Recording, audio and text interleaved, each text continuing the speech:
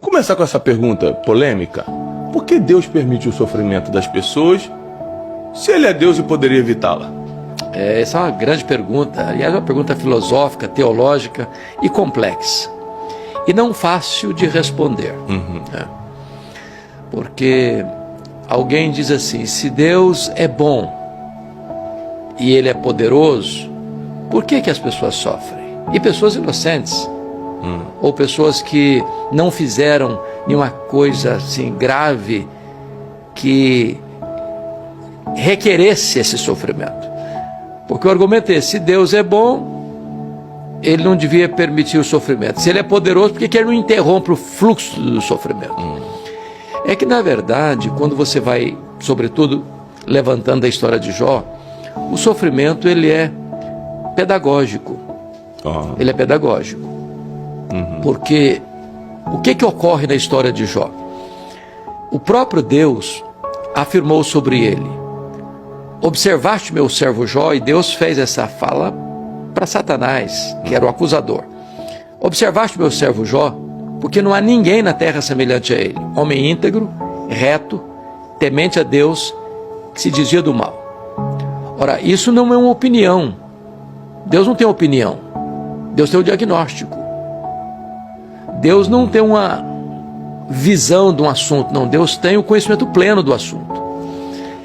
Então, Satanás retruca dizendo o seguinte, porventura Jó inutilmente serve a Deus? Ou seja, esse cara só serve a Deus porque ele descobriu que servir a Deus é vantajoso, dá lucro, dá vantagem, dá proteção, dá prosperidade, dá isso, daquilo. Aí Satanás retruca para Deus e diz o seguinte, toca no que ele tem e verás se não blasfema contra ti na tua face. O que Satanás está sugerindo aí? Ele está sugerindo que Jó serve a Deus por aquilo que recebe de Deus e não por quem Deus é. Que Jó serve a Deus por interesse e não pelo caráter de Deus. Em outras palavras, ele está dizendo que o que Deus dá, e o que Deus dá para um homem? Deus dá família, Deus dá prosperidade. Satanás está dizendo, olha, Jó só serve a Deus porque ele tem sido abençoado por Deus, não por quem Deus é.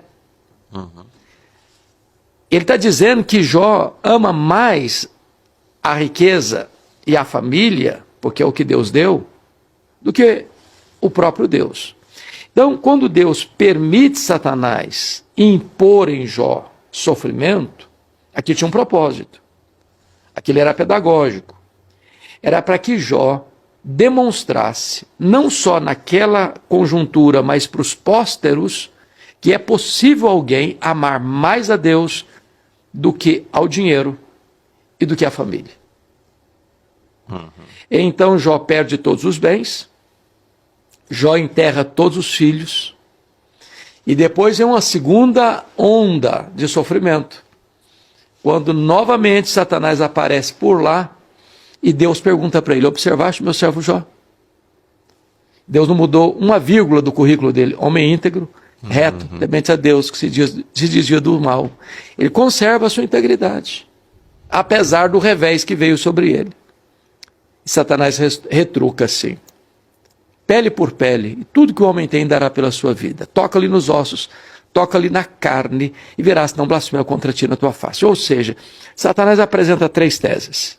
Primeira tese, ninguém ama mais a Deus do que o dinheiro. Segunda tese, ninguém ama mais a Deus do que a família. Agora a terceira tese, ninguém ama mais a Deus do que a si mesmo. Então Deus permite que Jó mais uma vez seja afligido e permite Satanás tocar na carne dele, nos ossos dele, com um detalhe. Satanás só pode ir até onde Deus o permitir e nem 1 centímetro a mais. Porque uma das coisas, Tiago, que tem muita gente que pensa, é que o mal está na base, na oposição do bem no mesmo nível. É como se o mal e o bem estivessem em oposição um ao outro, em pé de igualdade. Ou se como o diabo estivesse em pé de igualdade com Deus. O Deus do bem e o diabo do mal. Isso não é verdade. Isso não é verdade. A Satanás não tem todo o poder. Ele pode agir dentro do campo da permissão divina e dentro do propósito divino. Porque qual o propósito do sofrimento? Deus estava permitindo que Jó fosse afligido para que Jó provasse para o mundo, inclusive para nós hoje que vivemos aproximadamente 3.500 anos depois dele, que é possível alguém amar mais a Deus do que o dinheiro, do que a família, do que a si mesmo. Então o sofrimento é pedagógico. Se Deus permite sofrimento, é porque ele tem um propósito maior. É como se ele tivesse usado a história de Jó, então, para ser o exemplo para que a humanidade pudesse seguir, saber que é possível. Exatamente isso. Exatamente isso. Porque se você não tem um exemplo disso, você que está vivendo o drama do sofrimento, e o sofrimento é democrático, ele chega para grandes e pequenos, ricos e pobres, doutores e analfabetos, religiosos e não religiosos. A vida não é indolor. Eclesiastes 9 diz que tudo acontece a todos, tempo e o acaso atinge a todo mundo. Exatamente. Então, não é possível viver neste mundo blindado, numa estufa, né, numa redoma de vidro, num jardim grinaldado de flores. Sofrimento chega, e chega para todos. A questão é como é que nós vamos fazer essa leitura. Porque se você não fizer a leitura correta, ou pelo sugestionamento de Satanás, você vai se voltar contra Deus. Blasfemar contra Deus.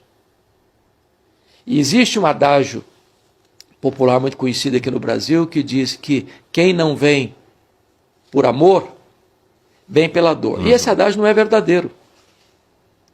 Por que não? Porque o que amolece o coração do ser humano não é o sofrimento.